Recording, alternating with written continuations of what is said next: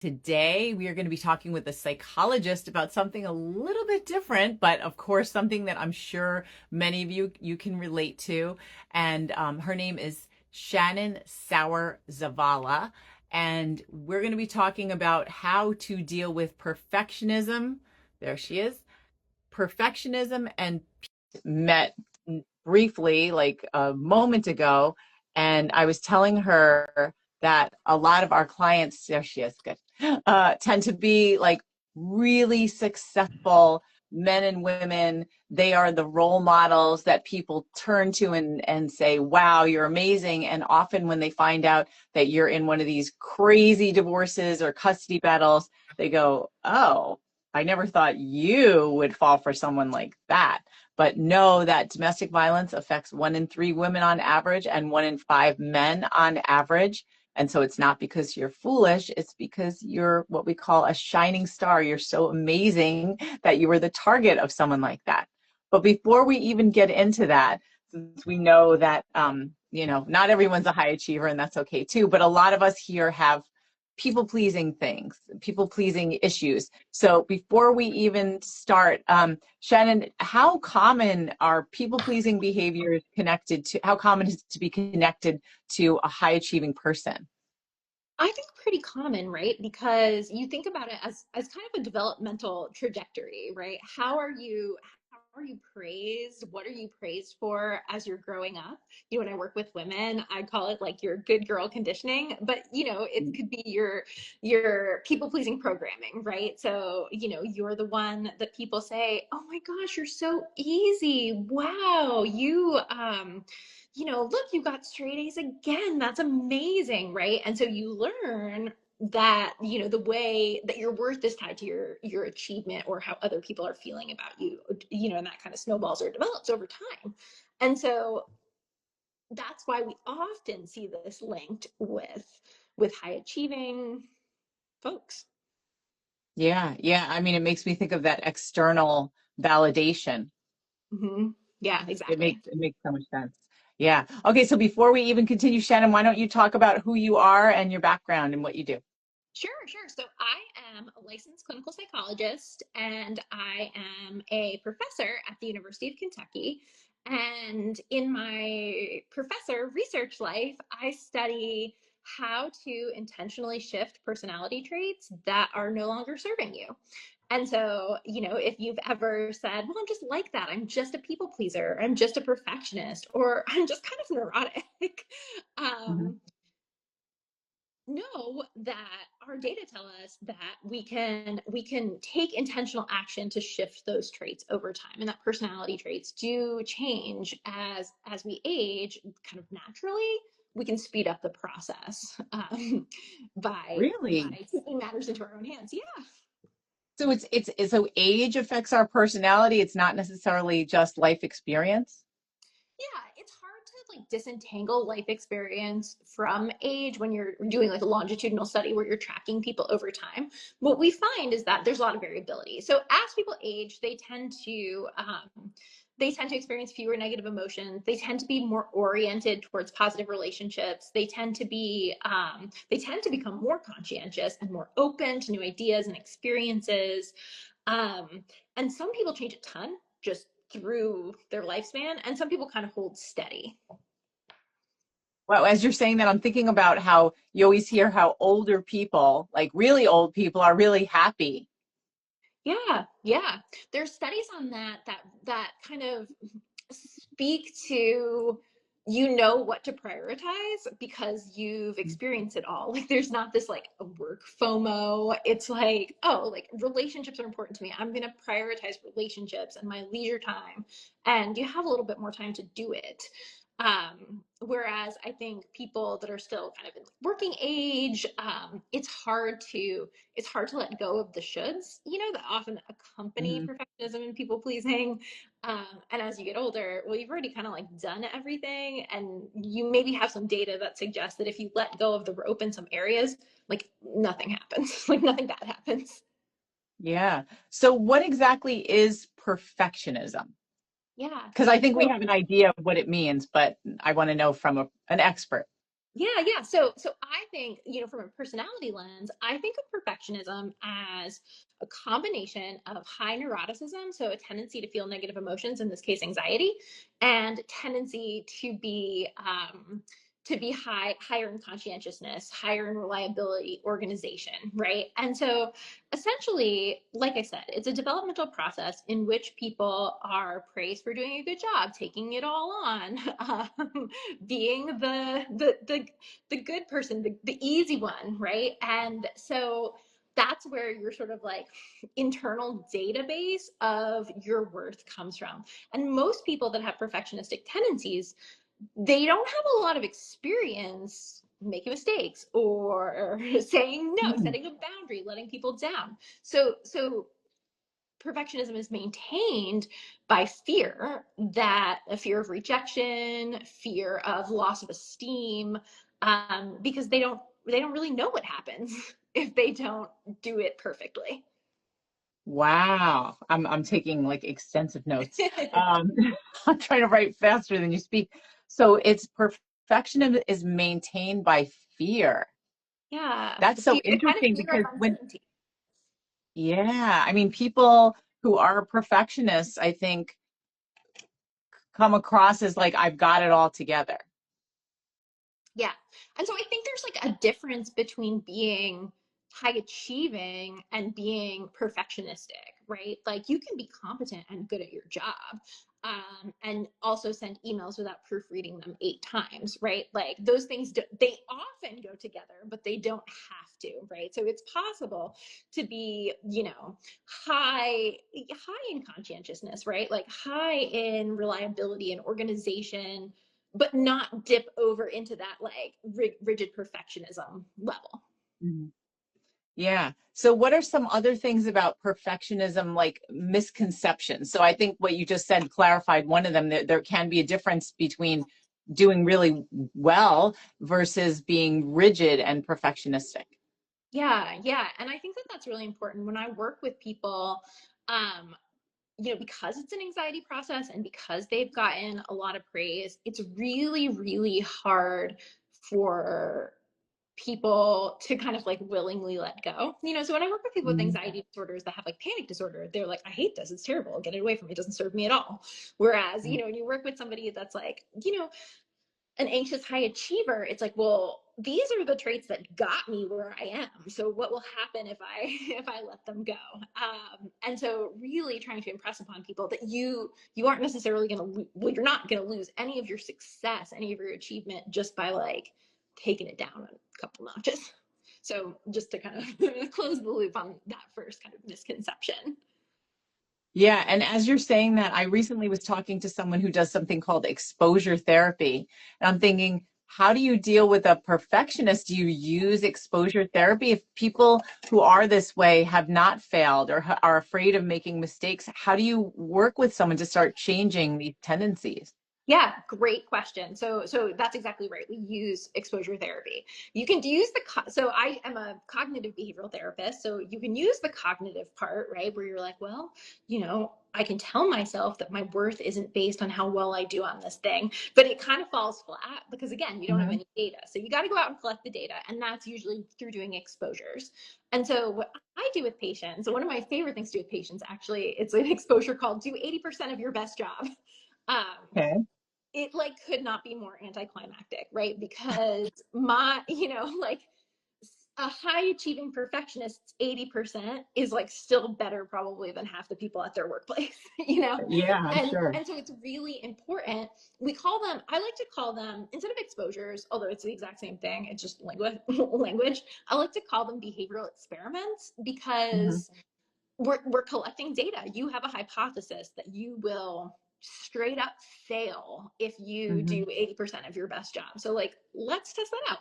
And so I work with people. The art to it is finding the highest stakes place they're willing to test it out, um, before they're like, no, I can't do it. Like So give me some examples. yeah. So, if a client has a really big, like very important task coming up. Well, I can use an example from academia since I know it so well. Like I would say, like if somebody I'm working with a client and they're putting together their like tenure portfolio, right? It's like really big deal, really high stakes. It's like, are you going to stay at this job forever or have to leave the university? I probably wouldn't start there in terms of like do 80% of your best job. Yeah. I would, right. I would say like maybe, in academia, we have to write these research articles. And Mhm. this is a place where I'm a high achiever, not a perfectionist. I don't proofread the references. There's always typos. That's what copy editors are for. And so Uh-huh. that could be an example of like, do a really good job on the writing and then just, put the references together and then send it out. Right. So not like going over it a bunch of times that every little detail and like if you miss something, oh my gosh, they're going to think you're a fool. Right, right. And the only way to really know that, to test that belief, they're going to think I'm a fool, is to make a mistake and see what Yeah. happens. Yeah. Have you Otherwise, had it stays scary, it stays big. yeah. Have you had situations where somebody tried this and then they freaked out? Like they did it and it wasn't like, oh, it's okay, but like, no, it's not okay. Yeah, yeah. So, not really like with these particular ones, like send an email with a typo, right? Mhm. Like, Uh-huh. people aren't losing their job over that. But I usually tell people when we're doing an exposure that like, we're all hoping that it's going to go really well, be anticlimactic, and you're going to be like, oh, that wasn't so bad. Mhm. Sometimes the bad thing happens, right? The feared consequence happens, and that's data too, because you learn, oh, I can cope with it. Mm. I always tell people that, like, failure is nature's best teacher. I think part of the reason that, like, even though I am an academic and, really I'm a pretty ambitious person, I actually failed math for the year when I was in high school and I had to retake it, and I remember Mhm. being so Uh-huh. embarrassed. And I think that experience was really like really informative to me because life goes on, right? Like Yeah. I did get into college. I have a PhD. Like life goes on, right? But I think if you've never dealt with that, then you're only as good as your last accomplishment. You're kind of stuck. Mm. Um, so speaking of that, many, many kids, I think these days are not allowed to fail because our parenting styles have changed. What do you think the impact is going to be on that in terms of people pleasing and perfectionism? Yeah, yeah. I mean, I think that's really hard, right? Like I think, it's really competitive. It feels really competitive for opportunities, right? And so, I do think that kids have so much more structured time where they're supposed to be like every sort of like unit of time is meant to be productive towards a cause, right? And I Mhm. think like that might mean that folks are, have like I don't know, kids. My kids aren't old enough for this yet, but like they have all the things that they can say in their college essay that's like, I did fencing and I did Mhm. this and I did that and I play 3 instruments and speak 4 languages. Um, and I know, like, as a parent, I don't work with kids, so this is more like coming from as a parent and like with background in terms of psychology. But as a parent, I know what it's like to feel that like I'm not doing enough. My kids aren't involved in enough things. Mhm. And then I remind myself of the research, right? That suggests that unstructured time and boredom is like where creativity comes from. It's where new Mhm. ideas come from. And so how do I want my kids to function in the world, right? I want them to be happy and creative problem solvers. I don't want them to feel like they're only as good as like what they can list out of things they've done. Yeah, yeah, really interesting. I, yeah, I think about unstructured time and our brains getting a break because we're always listening to something or watching Yeah. something or doing something, and how in the shower is when I get my epiphanies. Yes, yes. That's exactly that. Yeah. The other thing I was thinking about is, so we're talking about in the workplace or something, and someone trying to do 80% of their normal job. A lot of our clients are dealing with tremendous guilt in terms of their parenting because they are so distracted by the legal process, and they feel like I'm being this horrible parent. I'm missing out on my kid's childhood because I'm so stressed out. Do you ever address that in terms of the people you work with who just feel so bad? Like, not just about my job, but about me as my role in my family's life. Yeah, yeah. I mean, I think that like particularly for women, but definitely for dads too, right? There is this sort of like ideal parent, this should, how I should be spending my time with my kids. And if I'm not doing X, Y, and Z, then that's equivalent with bad, I'm a bad parent, Right, right? right. And so this is where I think like, perfect becomes the enemy of the good, right? Like, Mhm. yeah, you maybe don't have time to like bake cookies and play a board game every night, but like, are there ways that you are connecting with your kids, even if it doesn't look like, Christmas card? Are there ways that you're still connecting with your kid? Because it's like, like skill of parenting, just like anything that has to do with people, on a continuum, right? Like, and so, most people are not here or here. They're somewhere in between, right? And I think that's like, we see a lot of black and white thinking Mhm. in people that are high in perfectionism, right? I'm doing an okay job, or I've totally failed.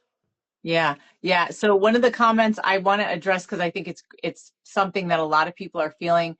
This person saying they're in burnout mode most of the time, and I know many of our clients feel like I just can't continue like this. I don't know how I'm going to balance everything. I'm trying to deal with the court stuff. I'm trying to work. I'm trying to take care of my kids. Like, I'm exhausted. So what are some ideas you have for people in situations like this where they're just like, I have perfectionistic or people pleasing tendencies, and I feel like a failure, and I'm worn out. Yeah. So I think, most of us are conditioned to believe that if you're not killing it in literally every area of your life, then that's equivalent with failure, right? And Mhm. so, and brings up tremendous guilt. And, I don't know if you've heard the expression, like, you have the same 24 hours as Beyonce. And I absolutely hate it, because no, you don't. Like, Beyonce has an entourage to do all this stuff for her. And that's why she can do all the things. You can't, because you don't have time. Like, you literally don't have time.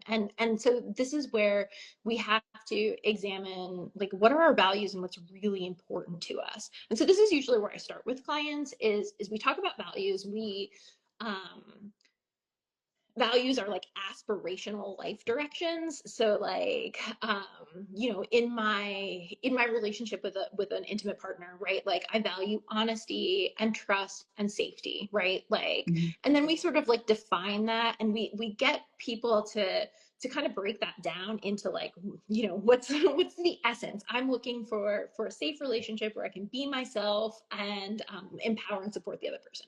So come up Mhm. with a single line, and then we get really concrete with it. What would you be doing more of, and what would you be doing less of, if you were living in line with this value?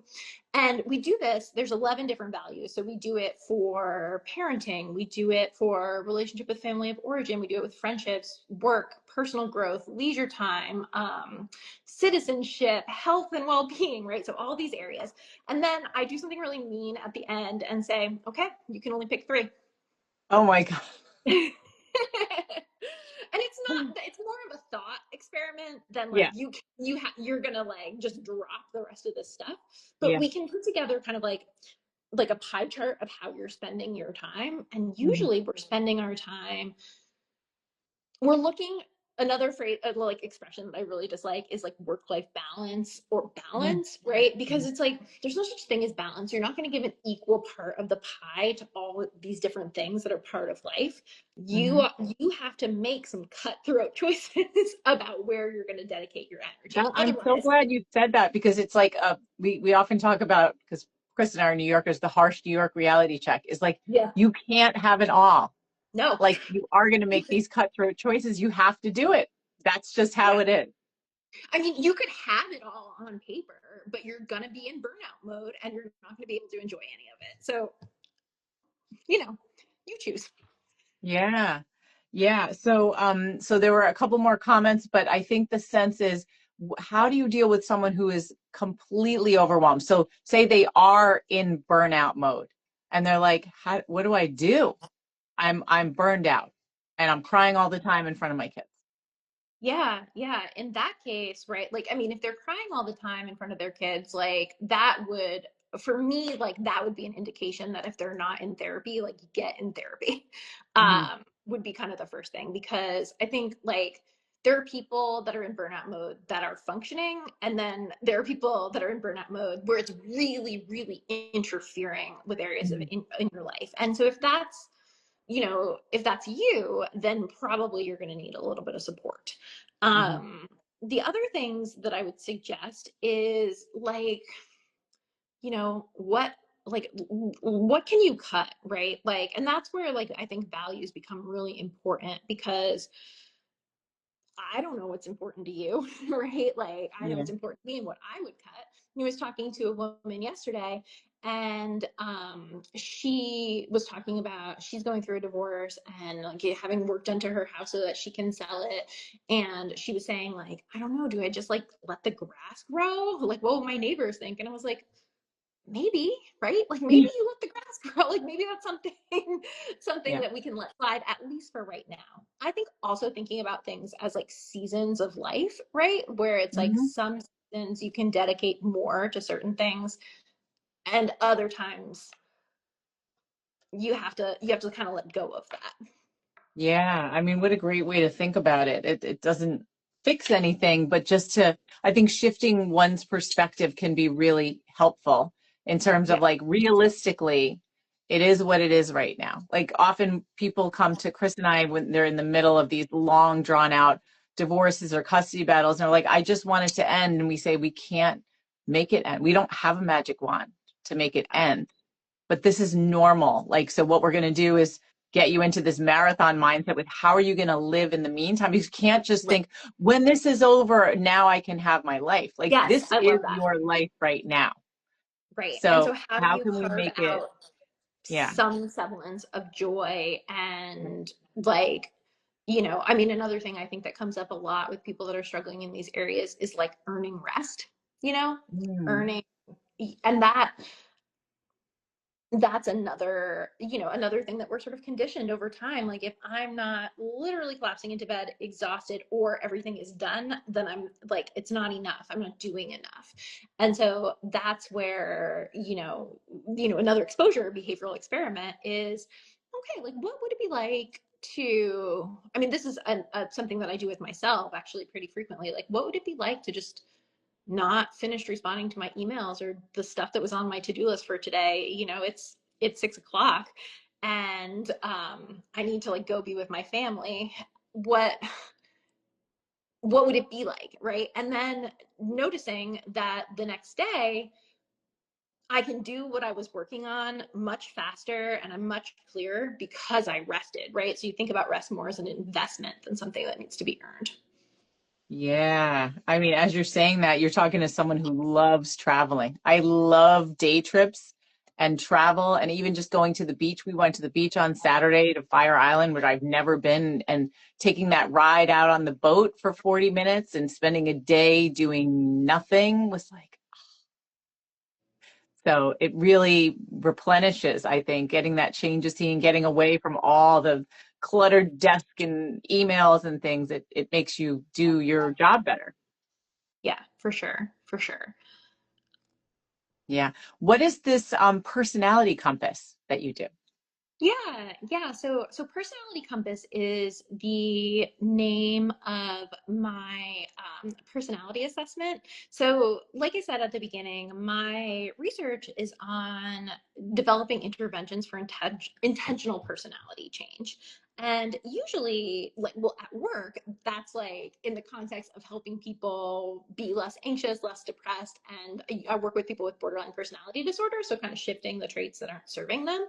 Um, And so I'm really interested in personality. And one of the things that really grinds my gears is that most personality tests that people can take on the internet are not backed by science at all. So they're not the questionnaires, they're not the measures, they're not the way that psychologists or researchers think about personality. So talking about the Myers-Briggs or the Enneagram, right? Like they are fun to take, and they sort of like can help you kind of explain a snapshot, but they are about as good at predicting success in the areas of life that we care about as your zodiac sign. And so personality compass is an assessment that's based on the 5-factor model of personality. It's like been around for 100 years, has been tested in different languages and different cultures, so it's really scientifically valid. And so personality compass is a test that's available on my website to get a personality report that's actually based in science. And then in terms of the report too, it again, personality changes, and we are in the driver's seat in terms of like how we shift those traits. Again, I'm seeing this kind of in the comments as they're coming through. Like it's not easy, it's really hard, but the personality test gives sort of like action items or ideas for how you can make some shifts. Whereas if you take a Myers-Briggs, the idea is like, here's your type. So you should pick a job and a partner and this for the person that you are. And if you took that test when you were 18, like, it might be really different, or you could have evolved in a way. So I think those personality tests keep us stuck. So that's available on my website for free. So people can just take that. Yeah, that sounds really interesting. So tell people now how to find you and what you do. I mean, I know you're a professor and Yeah. psychologist, but if there's anything that you offer. Yeah, absolutely. So, probably the best place to find me is my website. It is www.personality-compass.com. If you're on Instagram, you can go ahead and follow me on Instagram because I'm pretty active on here too, and talk a lot about the things that I offer people. In terms of things that I offer, I am licensed in 43 SIPAC states. So if somebody is looking for a therapist that is not just going to kind of like validate them and let them vent about their week, but actually give actionable tools and skills, like open for business. And then I do like more short-term personality coaching, which could be as few or as few as one session, where we talk about your goals, and you take the personality test, and we kind of talk about how we might want to make some shifts and kind of get a roadmap started. And then finally, I've just launched a program that's specifically for women. It's called 30% More, and it's based on the notion of like, if women were 30% more joyful, or had 30% more time, or 30% less mental clutter, like what would they do? How would they live in line with their values? And it really is about shifting those perfectionistic, people pleasing traits. Wow. Okay. Well, thank you so much, Shannon, for coming on and sharing today. I have loads of notes. I think I'm going to follow this up with a little commercial to talk about what we talked about, because great points, and super helpful again for this audience, because most people listening, I imagine, have people pleasing and possibly perfectionist traits as well. Yeah, absolutely. I really appreciate the opportunity to speak to you and to your followers, your audience. Yes. So thanks again, and let's definitely stay in touch. Yeah, I would love that. All right, take care. Okay. Bye. Bye.